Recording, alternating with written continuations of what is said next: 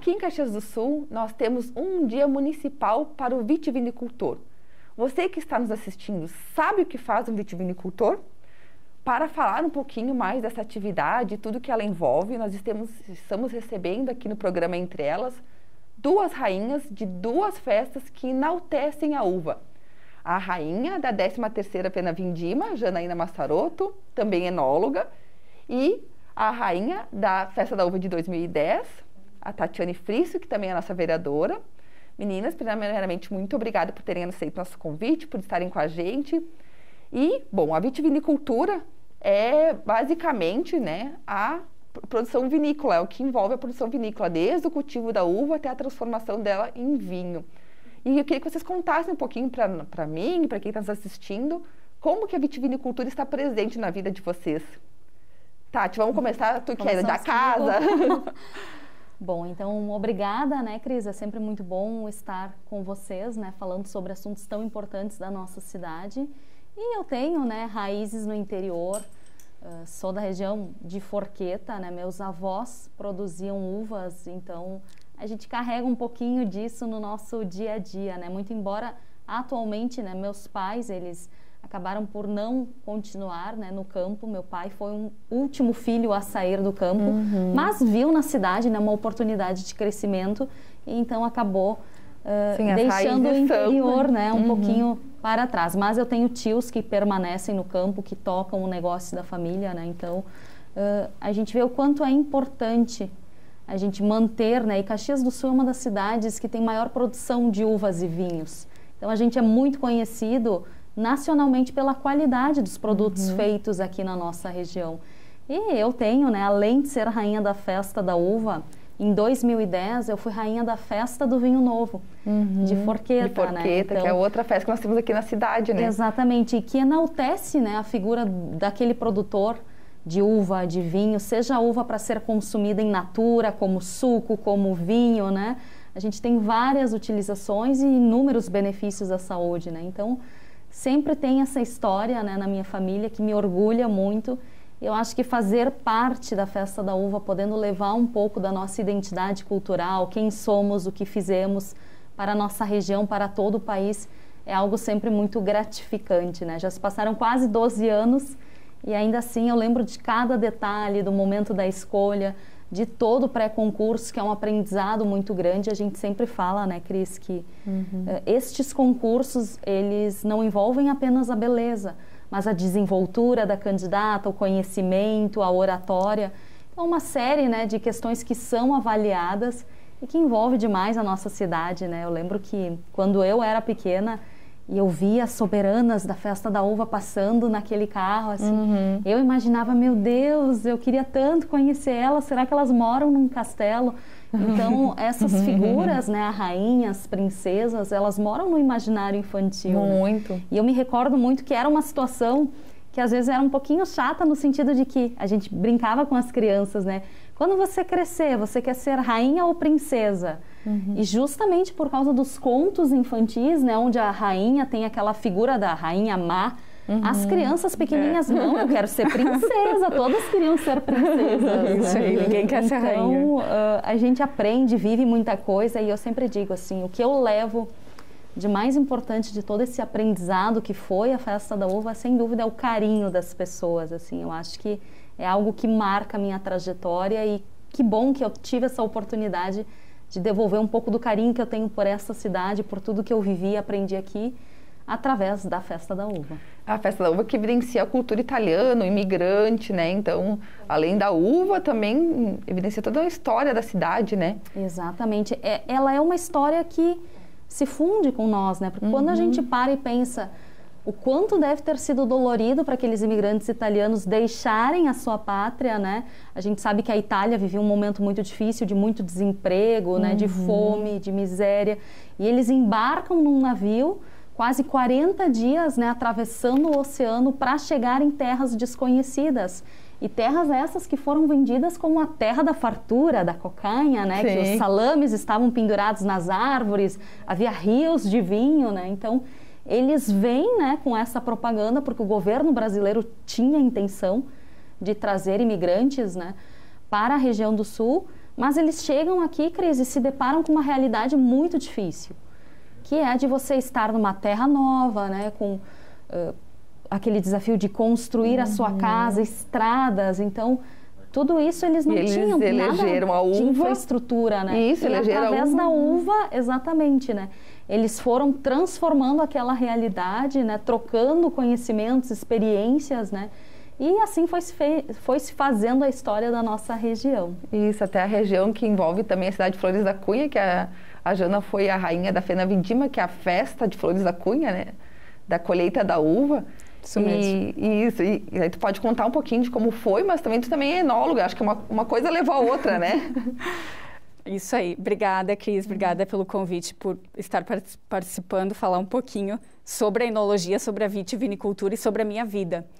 Não deixa de ser também uma história de família, de tradição.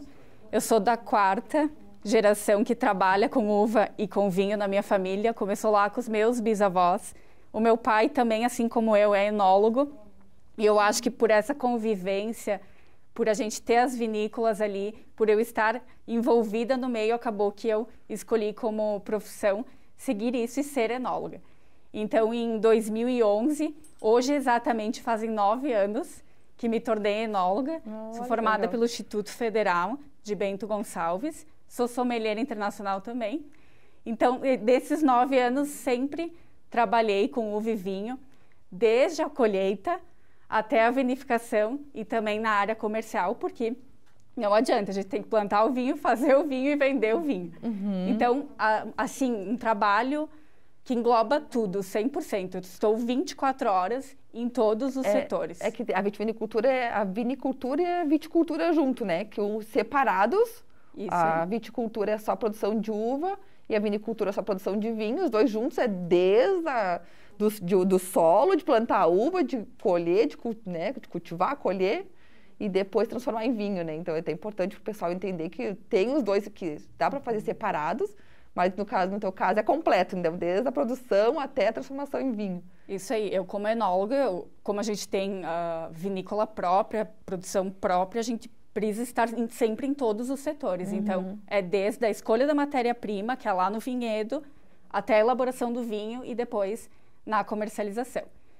E o ser rainha, né? A Fena Vindima, hoje a Festa Nacional da Vindima, que é em Flores da Cunha, que é no município onde eu resido. Hoje eu nasci e cresci em Flores. Ela é a festa da colheita da uva. Então, assim, ela celebra o ato da colheita, da vindima. Então, hoje a gente tem 52 anos de tradição dessa festa. Eu fui rainha lá em 2014, da 13ª edição. Hoje a gente tem a Fernanda Andreassa, que é a nossa rainha agora atual. Então, assim, para mim foi um misto e foi muito gratificante, porque foi a coração do meu trabalho como enóloga. Eu já era formada na época, quando eu me inscrevi para o concurso, e que eu tive a honra, enfim, de ser eleita a rainha.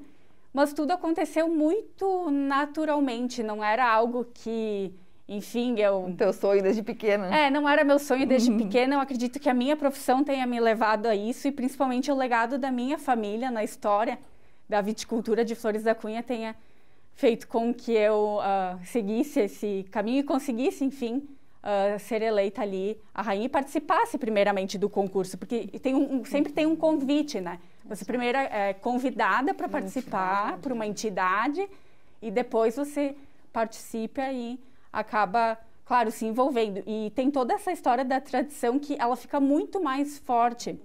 Hoje eu tenho um carinho, um amor pela minha cidade, assim, que ele ficou muito maior depois que eu virei rainha. Assim, as pessoas não entendem a dimensão e quanto que é gratificante pra gente, porque é um trabalho mesmo, assim, de coração. A gente faz aquilo de coração porque a gente ama o legado italiano. Né? Eu, Exato, principalmente, amo vinho, amo uva.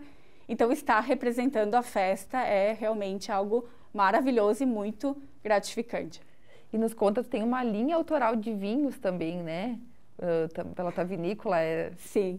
Que legal, é legal, porque a gente evidencia o trabalho da mulher aqui. Então, já por ser enóloga, já é uma coisa diferente. Geralmente era um campo mais dominado por homens, né? Agora a mulher vem conquistando seu espaço na vitivinicultura. Então, tu como enóloga, já se supera aí, né? Já vem mostrando trabalho feminino. E aí também tem uma linha autoral de vinhos, né? Conta como é que surgiu isso. Isso, primeiramente comecei trabalhando nas vinícolas da família, nós temos 2 vinícolas, e aí em 2016 eu bolei um projeto, né? Na verdade, tudo começou através de um vinho. Eu elaborei um vinho em solo, que era um vinho autoral, de uma uva que eu busquei, fora daqui, até de um terroir ali dos Campos de Cima da Serra. Explica para nós o que é terroir. Terroir, ele engloba tudo. Solo, clima, região, micro-região. Assim, o terroir é tudo que você tem ali disponível. Então, aqui no Rio Grande do Sul, nós temos diversos terroirs. Campanha, Serra do Sudeste, Serra Gaúcha. Né? Aqui em Caxias do Sul, a gente pertence ao terroir da Serra Gaúcha. É onde vem as uvas, a matéria-prima. Então, assim, escolhi um terroir de lá, vinifiquei um vinho por brincadeira. E acabou que isso deu muito certo. E em 2018, eu fundei a Vinícola Marzarotto, que é a minha marca de vinhos, onde só tem vinhos autorais. Hoje a gente eu tenho um portfólio bem grande já de 9 produtos. Nossa, que legal. Isso foi, assim, tão legal. É um trabalho, assim, que teve um reconhecimento tão grande que hoje eu me tornei a primeira enóloga brasileira proprietária de uma vinícola no Brasil. Nossa. Existe um número muito grande de mulheres que são enólogas, mas a grande maioria ou trabalha num projeto familiar, que era como eu trabalhava antes. Eu trabalhava na vinícola do meu pai, que era dos meus avós. Ou a outra parte trabalha terceirizando, sendo enóloga de uma outra empresa. Contratada. Isso aí. Agora, nenhuma delas tinha a própria vinícola. Então, em 2018, quando eu fundei a Vinhos Marzarotto, aí me tornei a primeira enóloga brasileira proprietária de vinícola. Nossa, que legal, que conquista, né, para nossa região. Que orgulho, né? E quais os planos agora para o futuro? Continuar? Sempre, né? Agora não é algo que eu só quero crescer, claro, como portfólio, como produtos. Em 2020 foi o meu maior passo, porque antes eu terceirizava os produtos, eu elaboro ainda os produtos dentro de uma das vinícolas do meu pai, esses produtos que eu comercializo hoje. Em 2020 comecei a construir a sede da Vinícola Marzarotto em Nova Pádua, que é um pouquinho ali próximo de Flores da Cunha, bem próximo. Então, o grande passo agora é ter a sede própria, né? Ter meu local. Quero muito fomentar o enoturismo, que foi um legado também que eu cultivei com o reinado, porque eu entendi a importância do enoturismo e a importância que tem da gente mostrar tudo que a gente tem de bom, como as vinícolas são bonitas, a nossa receptividade aqui, tudo, os nossos vinhedos, a nossa tradição. Eu dei muito valor a isso e eu sempre disse que eu queria muito trabalhar com enoturismo. Então, é uma planta que tem receptivo turístico, tem, né? Vai abrigar o wine bar, questões de vinhedos. Então, é algo assim é uma planta bem bonita, tá dando muito trabalho. Então, agora eu quero me dedicar muito a isso. E acredito que os planos para o futuro é crescer sempre mais, atingir o meu número limite de garrafas vendidas. Hoje eu já estou em grande parte do Brasil comercializando os vinhos. E fora do Brasil? Fora do Brasil, não. Um projeto muito pequeno ainda, porque a Marzarotto é vinícola boutique, poucas garrafas. Então, a gente preza por qualidade, mas estar no Brasil todo. Eu quero hoje vender meu vinho no Brasil todo, que ele atinja todos os locais do Brasil. E graças a Deus, hoje a gente tem, com a pandemia, a gente teve um boom, assim, no vinho brasileiro. É o que está crescendo, né? Tem, assim, o quero vinho brasileiro antes de 2000 e depois de 2020. Antes de 2020 e depois de 2020. Tem, que legal. Assim, 2 cenários extremamente... Pandemia ajudou, no caso, diferentes. Foi positivo. Isso aí. O que aconteceu é que as pessoas ficaram em casa. Mais tempo, né? E aí elas conseguiram ter mais tempo para aproveitar um pouco ali o estar em casa, um convívio com a família. E o vinho, ele foi ali a peça fundamental. Com o dólar em alta, porque assim, quando iniciou a pandemia, o dólar subiu muito. O importado ficou quase o mesmo preço que o brasileiro. Isso fez com que o consumidor abrisse os olhos e experimentasse uma garrafa de vinho brasileiro. E aí ele entendeu que ele tinha um produto ou igual ou até melhor, muitas vezes, que os vinhos de fora, com o importado. Então, o vinho brasileiro ganhou força com a pandemia. Então, sim, a gente está agora em diversos... A gente abriu muito mercado em muitos estados que a gente nem sonhava em comercializar vinho. Olha que legal. Regiões quentes, tipo Manaus, o Pantanal, locais que a gente não estava. Eu acredito que isso vai fortalecer não só os empresários, os donos de vinícola, mas o pessoal que está no campo. Claro, toda a economia. Aquele que cultiva a uva, ele vai... Motiva, né? Vai ficar motivado e vai ser valorizado também, porque a gente vai precisar da matéria-prima para abastecer o mercado. Para corresponder ao mercado, né? A demanda do mercado. Olha que legal. Uma vez o pessoal buscava mais fora e não valorizava tanto o produto de dentro. E a gente tem muita qualidade no vinho aqui, né? Eu acho que por causa do preço, mas agora o preço não é o atrativo, né? E eu acho que se criou uma coisa assim de que, o vinho importado é melhor. E aí as pessoas batiam, não, o vinho importado é melhor, mas melhor por quê? Isso. E aí as pessoas começaram a provar os vinhos brasileiros e, não, gente, mas isso aqui é muito bom, tão bom quanto ou melhor. E passaram a valorizar mais o que é nosso, né? Então eu acho que isso é importante e na pandemia realmente a gente ficou mais tempo em casa e com isso acabou consumindo mais. E acho que, né, graças a Deus é algo que veio para ficar. Eu acho que o consumo realmente de sucos também, né, sucos de uvas também aumentou, de vinhos, é uma coisa que faz parte já da nossa mesa, do nosso dia a dia e veio para ficar. Ainda bem, né? Bom, nós estamos encerrando o tempo do nosso primeiro bloco, mas nós voltamos em um minutinho, para o pessoal que está nos assistindo, nós voltamos bem rapidinho para continuar esse tema tão legal, que é a uva e o vinho. Até mais. Triste, angustiado, cheio de problemas e sem ninguém para conversar. Então disque 188.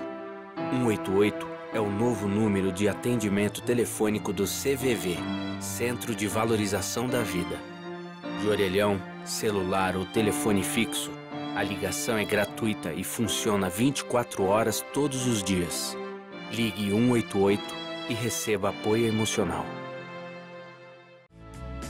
Voltando com o programa Entre Elas, nessa edição de hoje falando sobre a mulher e a vitivinicultura, e nós já vamos direto para um vídeo que nós temos um trechinho de uma nutricionista que ela fala sobre a importância da uva, do fruto em si, das propriedades e benefícios que ele tem para nós. Então acompanhe, você que está em casa, acompanhe com a gente o vídeo da nutricionista. As uvas, principalmente as uvas mais escuras, são lotadas de substâncias antioxidantes. É uma fruta muito rica em propriedades que melhoram a nossa saúde. Vocês sabem o que são antioxidantes? Antioxidantes são substâncias que protegem as nossas células contra as doenças. E com certeza na uva o antioxidante mais famoso e mais estudado é o resveratrol. O resveratrol, ele auxilia na redução dos níveis de colesterol ruim, ajuda a equilibrar os níveis de açúcar no sangue, protege o coração, então ele é bom para a saúde do coração, melhora toda a circulação sanguínea. Então, é bem interessante utilizar produtos à base de uva. Nós encontramos aqui na nossa região os mais diversos produtos. Suco de uva, quanto mais escuro, mais propriedades antioxidantes nós vamos encontrar nesse suco. Pode ser utilizado por criança, adulto, idoso. Nós temos as farinhas, a farinha da semente da uva, a farinha de casca de uva. Na farinha da semente nós encontramos uma grande quantidade de fibras. Na farinha de casca de uva, além das fibras, uma concentração bem elevada de resveratrol. Nós temos também o óleo de semente de uva, que é muito rico em vitamina E e vários compostos que são benéficos para o nosso corpo. Quando nós pensamos no vinho, com certeza ele é o campeão entre as bebidas de benefícios para a saúde. O vinho, então, também apresenta quantidades significativas de resveratrol e outros compostos, então fenólicos, outras substâncias que protegem as nossas células. Só ficar de olho na quantidade, porque o vinho ele tem álcool, mas ele pode ser consumido pensando em saúde e longevidade. Bom, então nós assistimos um depoimento da nutricionista Caroline Tessaro, que ela fala, traz para nós um pouco dos benefícios da uva e principalmente do vinho, né?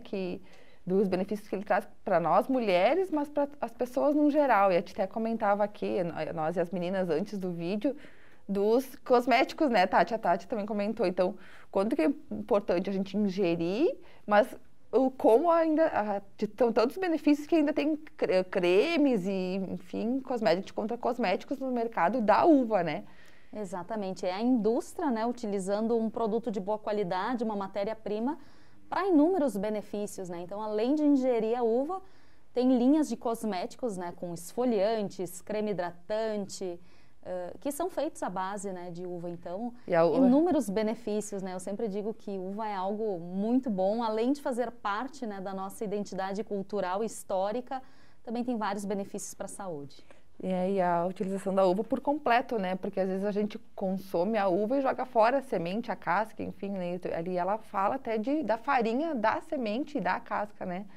E do vinho, né? A Janela comentou bastante do vinho. Acho que o vinho é uma bebida, com certeza, de todas as bebidas alcoólicas, acho que é até recomendada, às vezes, pelos médicos, né? Isso aí, principalmente o vinho tinto, porque normalmente os vinhos brancos não são fermentados com a casca. E na casca que a gente tem todos esses benefícios, todos esses nutrientes, que são os polifenóis, o resveratrol está na semente. Então, assim, nos vinhos brancos, a gente faz uma prensagem. Então, fermenta ali só o líquido, não tem semente nem casca.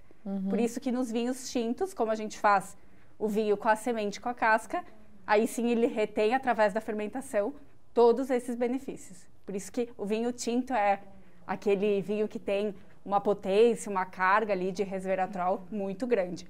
Então, quanto mais pigmentada a casca, maior esse índice. Maior a concentração, né? Isso aí, varietais como Taná, varietais como Merlot, Cabernet Franc, algo também como Ancelota, que são variedades extremamente tintórias, elas vão ter um índice de resveratrol e polifenol muito maior.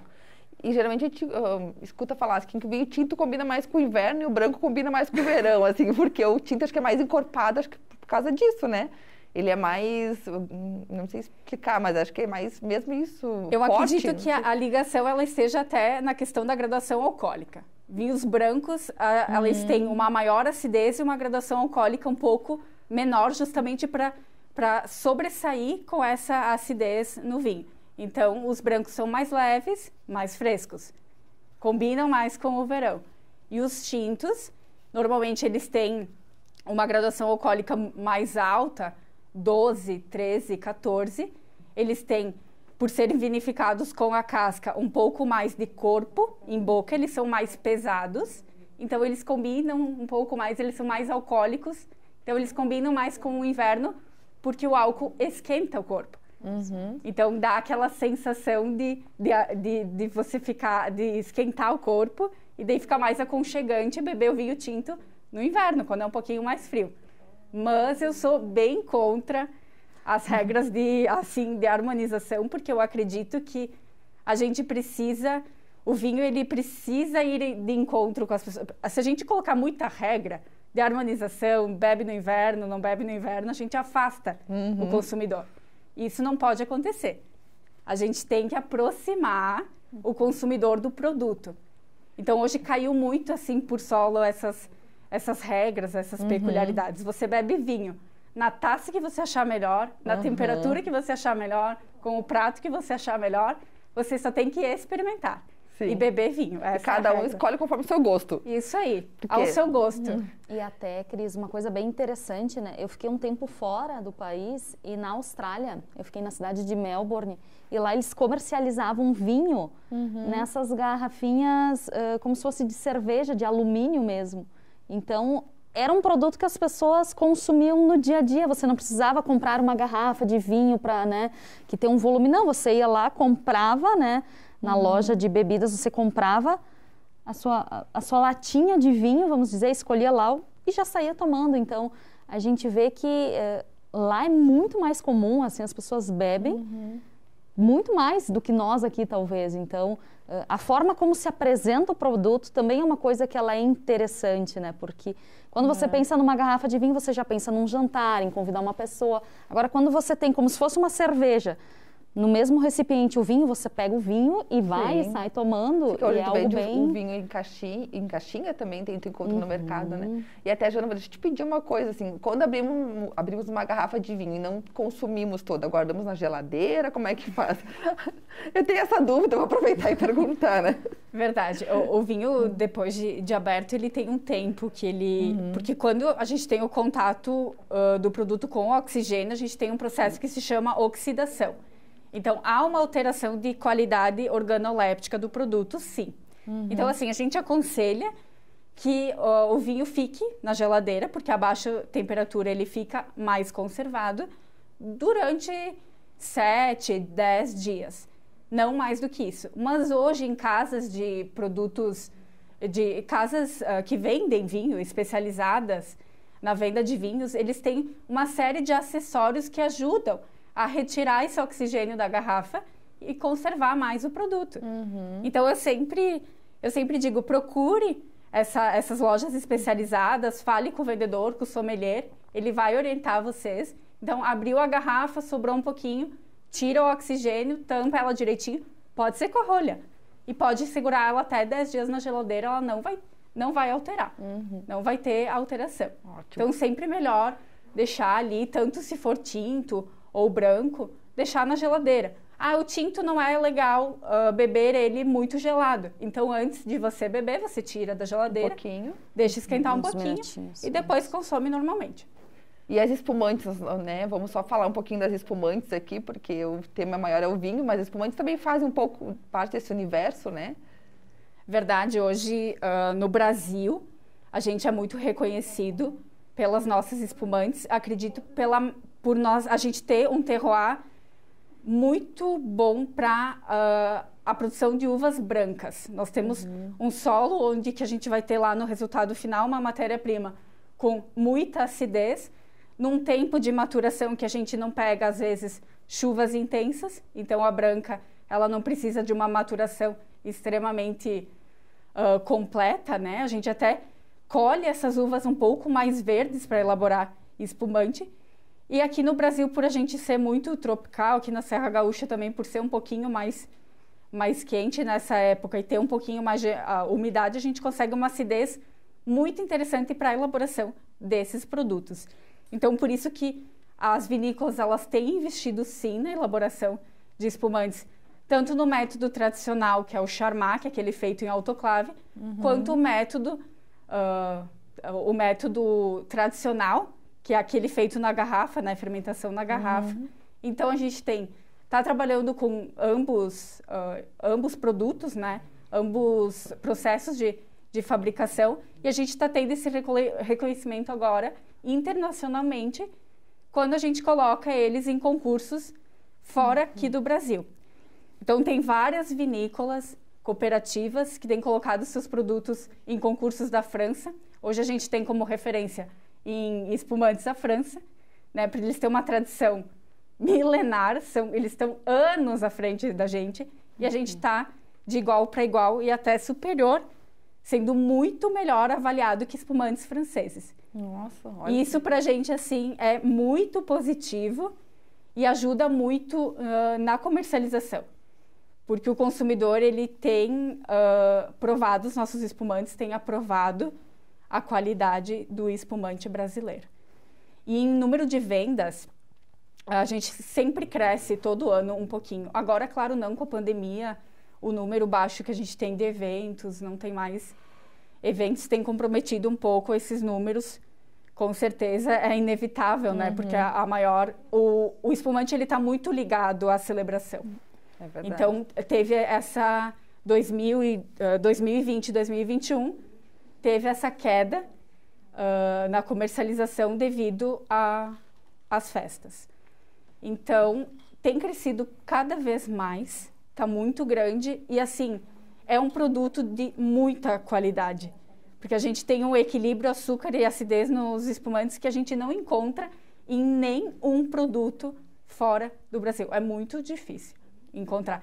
Eu digo que o espumante da Serra Gaúcha, o espumante brasileiro, ele tem, assim, a cara do povo brasileiro. Ele é alegre, descontraído. É o nosso produto, é o que tem nos revelado para o mercado mundial. E até, Cris, é uma coisa interessante também que geralmente a gente associava espumante aos eventos, então aniversário, final de ano, mas hoje em dia eu já observo uma mudança de comportamento e cultura das pessoas no sentido de consumir espumante fora das ocasiões especiais também. Então, sem dúvida, é um mercado que vai crescer muito, né? Quem me conhece sabe, né, que eu amo pedalar. E um dos locais que a gente costuma ir muito nos nossos pedais de cicloturismo são as cantinas, né? Então a gente acaba conhecendo, aqui, né? Reunindo um grupo de ciclismo, 10, 12 pessoas, vai numa vinícola, né? Desfruta de um bom espumante, da companhia. Então esses locais, eles estão se fortalecendo. E Caxias do Sul tem inúmeras belezas no nosso interior, né? Forqueta mesmo, a gente costuma ir bastante na vinícola Capelete, Perini. A gente acaba conhecendo melhor, né, os arredores e a nossa região e também consumindo esses produtos, né? E é pouco bom passar durante a safra por aquelas parreirais, aquele cheirinho maravilhoso de uva. O aroma de uva é tão doce, é tão bom, traz tantas recordações, né? Então, sem dúvida, assim, a gente fica muito feliz, né, quando a gente vê pessoas pensando no enoturismo, pensando em captar essas pessoas, né, em apresentar aquilo que é tão bom e produzido aqui, para que a gente passe a valorizar ainda mais as coisas que são feitas nesta terra. É isso aí. Então, com esse recado, já vamos encerrar o programa, né? Agradecendo muito a audiência das pessoas que nos acompanharam, que assistiram. E a gente vai falar só da lei aqui, que só para citar o número da lei que a gente tratou, que é o Dia Municipal do Vitivinicultor, a lei número 6.468, de 19 de dezembro de 2005. Então, é uma lei aqui da nossa cidade de Caxias do Sul, que enaltece o vitivinicultor, né? Que, então, grande produção da uva e do vinho vem aqui da nossa região. E a gente tem muito, enfim, que agradecer, né, para os nossos imigrantes e também as pessoas que ainda estão e que cultivam a uva e o vinho e trazem esse produto com a maior qualidade que eles podem oferecer. Então, hoje falamos um pouquinho dos benefícios desse trabalho, até da pandemia, dos efeitos da pandemia. Quero agradecer muito a contribuição de vocês, meninos, também a disponibilidade, né? Vereadora Tati, a enóloga Jana. E você que está nos assistindo, obrigada pela companhia. Até uma próxima edição. Um abraço e até lá.